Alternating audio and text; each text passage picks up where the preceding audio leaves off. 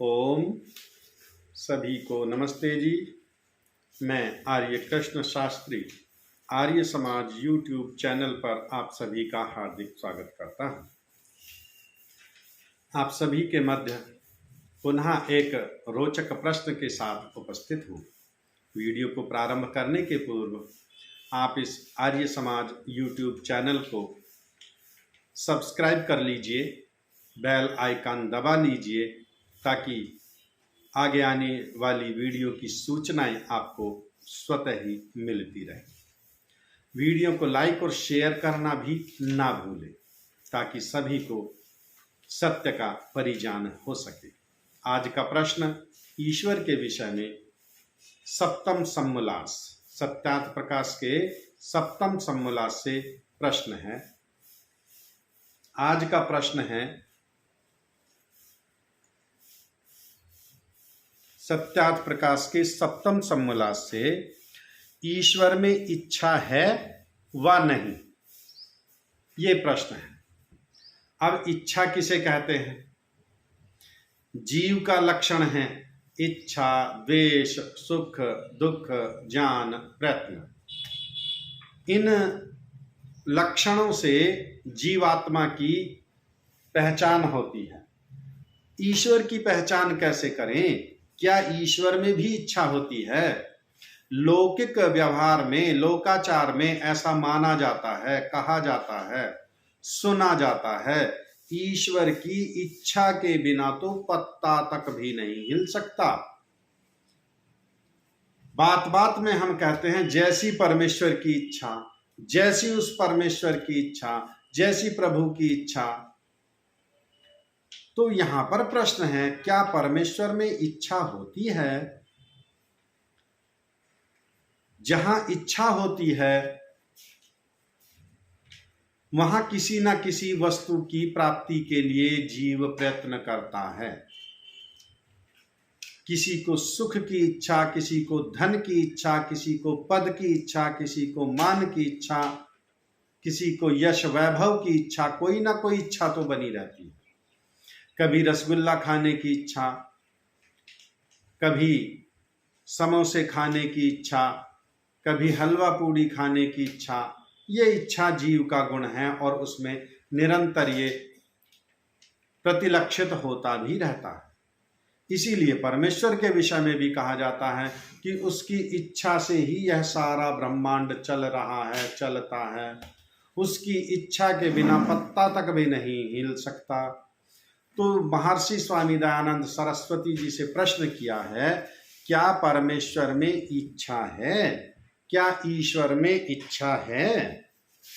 ऋषि उत्तर देते हैं, वैसी इच्छा नहीं। कैसी इच्छा नहीं है? जैसी इच्छा जीव की है।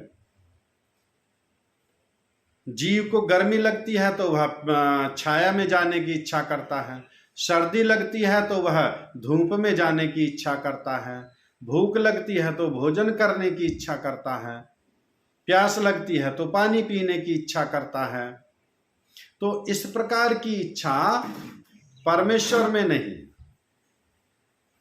क्योंकि इच्छा भी अप्राप्त, उत्तम और जिसकी प्राप्ति से सुख विशेष होवे तो ईश्वर में इच्छा हो सके। इच्छा किसे कहते हैं? क्योंकि इच्छा भी अप्राप्त की प्राप्ति के लिए प्रयत्न करना है। जो वस्तु प्राप्त ही नहीं है उसको प्राप्ति के लिए प्रयत्न करते हैं। मेरी इच्छा है मैं चारों वेदों का अध्ययन करूं, तो उसके लिए प्रयत्न करना शुरू करेंगे हम। किसी विद्वान की खोज करेंगे हम जो चारों वेदों का स्वाध्याय करा सके, जो दर्शनों का स्वाध्याय करा सके, जो व्याकरण शास्त्र को पढ़ा सके। और यदि पढ़ने की इच्छा ही ना हो तो फिर विद्वान की खोज क्यों करेंगे? अब चूंकि जो अप्राप्त पदार्थ है, व्याकरण का ज्ञान मुझे है नहीं, इसीलिए तो उसके ज्ञान को प्राप्त करने की इच्छा होगी। जो व्यक्ति व्याकरण का पूर्ण ज्ञाता है, विद्वान है, जो व्याकरण शास्त्र का ज्ञाता है, उसे व्याकरण शास्त्र पढ़ने की इच्छा होगी ही नहीं। जिसको भोजन की आवश्यकता नहीं, जिसको भूख नहीं लगी है, उसे भोजन करने की आवश्यकता होगी नहीं। भोजन करने की इच्छा है उसको होगी जिसको भूख लगेगी। कहते हैं जी भोजन कर लीजिए, उत्तर देते हैं अभी इच्छा नहीं है, अभी भूख नहीं है, जब भूख लगेगी तब मैं बता दूंगा। और उत्तम और जिसकी प्राप्ति से सुख विशेष हो तब इच्छा होगी। अब ग्रीष्म ऋतु का समय आ गया, भयंकर गर्मी पड़ रही है, मित्र ने आकर के सलाह दी आप भी अपने कमरे में एक एसी लगवा लीजिए ना, सुखपूर्वक आराम से सोएंगे। फिर तब इच्छा जागृत हुई, हाँ आप कह तो सही रहे हो, इससे आनंद तो मिलेगा वास्तव में एसी लगवा लेने से। तब इच्छा जागृत हो गई, हाँ अब एसी मुझे लगवाना चाहिए। तो ईश्वर में इच्छा हो सके। अब संसार का ऐसा कौन सा पदार्थ है जो परमेश्वर को प्राप्त ना हो? संसार का ऐसा कौन सा पदार्थ है जो परमेश्वर को सुख दे सके? संसार का ऐसा कौन सा पदार्थ है जो परमेश्वर से उत्तम हो? वो तो स्वयं सुख स्वरूप है, आनंद स्वरूप है और सर्वोत्तम है, सर्वगुण युक्त है। इसलिए परमेश्वर में वैसी इच्छा नहीं होती जैसी इच्छा जीव में होती है।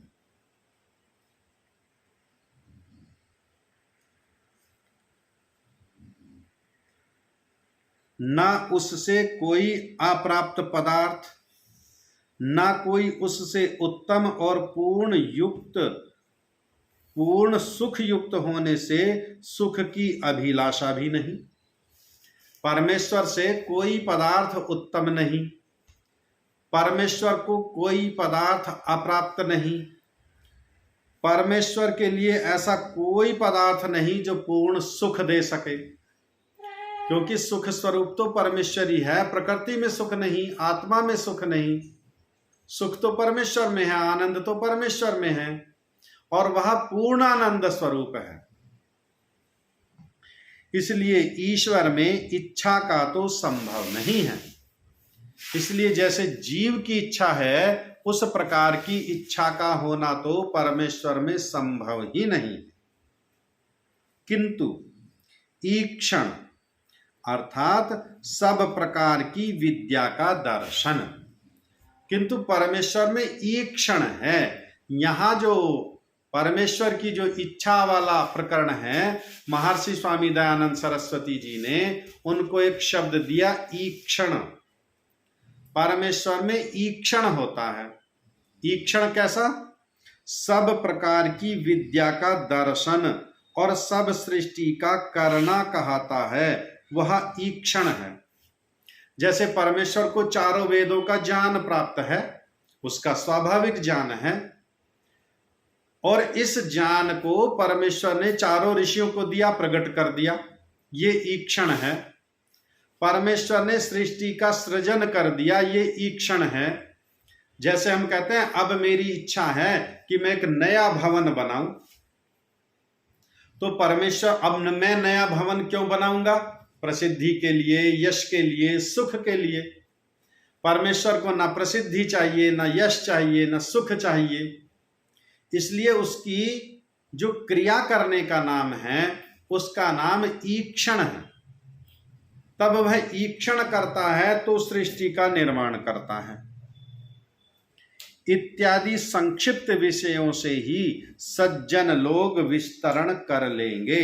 महर्षि स्वामी दयानंद सरस्वती जी कह रहे हैं कि इसी प्रकार के उदाहरण से, इसी प्रकार से ही सज्जन लोग विस्तरण कर लेंगे, अर्थात विस्तार से समझ लेंगे उस प्रकरण को कि संसार का ऐसा कोई पदार्थ नहीं जिसमें परमेश्वर से अधिक सुख हो।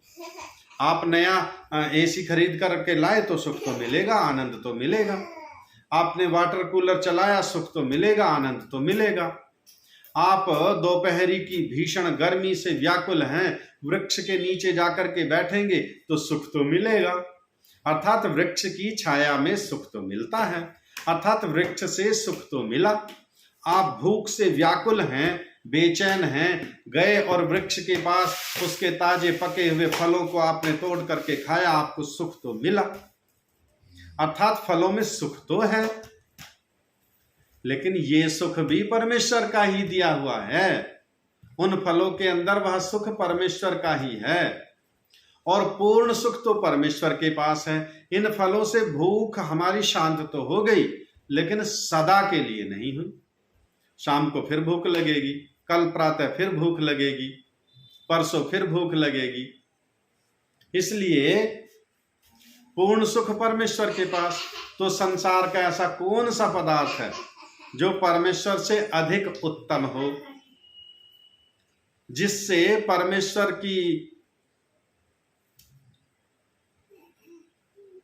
संतुष्टि हो सकती हो, परमेश्वर को सुख मिल सकता हो? ऐसा कोई पदार्थ नहीं है। इसलिए वैसी इच्छा परमेश्वर में नहीं जैसी इच्छा जीव करता है।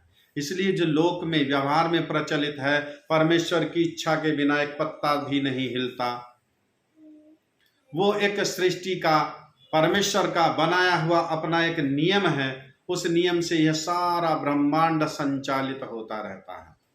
तो परमेश्वर की इच्छा नहीं होती कि छोटे छोटे बालकों के साथ बलात्कार किया जाए, व्यभिचार किया जाए, या आतंकवादी निरीह जीवों की हत्या करते रहे बम फोड़ करके।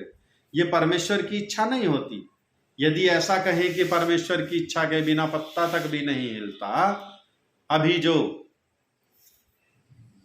अग्निपथ को लेकर के पूरे राष्ट्र में जो ये अग्निकांड हुए हैं, उपद्रव हुए हैं, राष्ट्रीय संपत्ति को क्षति पहुंचाई गई है, क्या यह सब परमेश्वर की इच्छा से हो रहा है? नहीं, परमेश्वर में ऐसी इच्छा है ही नहीं। ये तो जीव के कर्म है, वो जीव अपने करता रहता है अच्छे बुरे कर्म। परमेश्वर में तो ईक्षण होता है। ईक्षण है अपनी विद्या का प्रकट करना, इस संसार का रचन करना, सृजन करना। आपके मध्य शीघ्र ही पुनः एक ऐसे ही और रोचक प्रश्न के साथ उपस्थित होंगे।